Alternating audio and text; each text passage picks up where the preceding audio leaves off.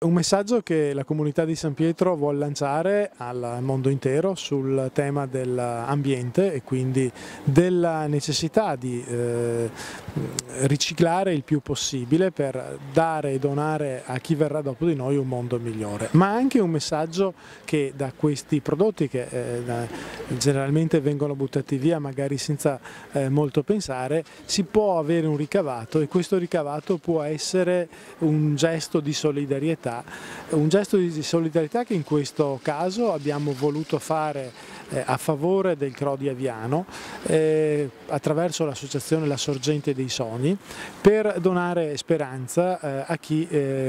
più sfortunato si trova ad affrontare periodi della vita molto bui. Ecco dunque che da San Pietro in Feletto si lancia questo messaggio, e lo abbiamo lanciato con i palloncini rilasciati dai bambini, dai ragazzi della scuola media, di un messaggio di solidarietà speso per la ricerca. Ha un significato importante perché innanzitutto unisce il territorio con il centro oncologico di Aviano, che è un centro di alta specializzazione ma purtroppo si occupa di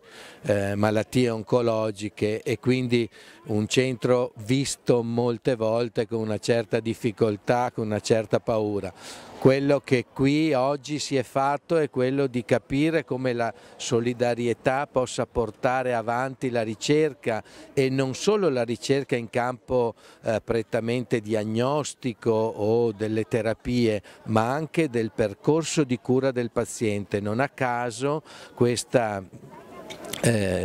situazione odierna porta a una borsa di studio per un'infermiera di ricerca, che è il trade union tra la diagnostica avanzata, le nuove terapie e l'accoglienza del paziente, sapergli spiegare, saperlo far coinvolgere nei percorsi di cura. Salto sarà il comune che riceve questo progetto, riceve quindi la grande bottiglia a fine anno.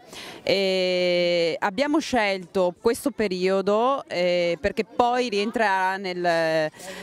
periodo natalizio, al quale noi teniamo molto e nel quale noi crediamo, proprio per un discorso di solidarietà. Io ho visto oggi questa bottiglia, abbiamo parlato di malattia,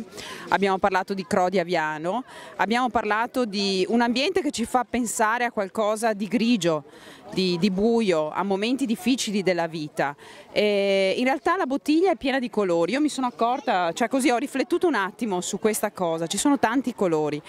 e dobbiamo pensare che anche nella malattia, anche nel dolore, anche nella sofferenza, se riusciamo in qualche modo a vedere il colore, riusciamo ad affrontare questi momenti difficili della vita di ognuno di noi anche in maniera diversa. Credo quindi che la bottiglia sia anche questo, il significato della bottiglia sia anche questo, riuscire a vedere attraverso i colori quello che in realtà per noi è comunque un momento grigio, un momento buio.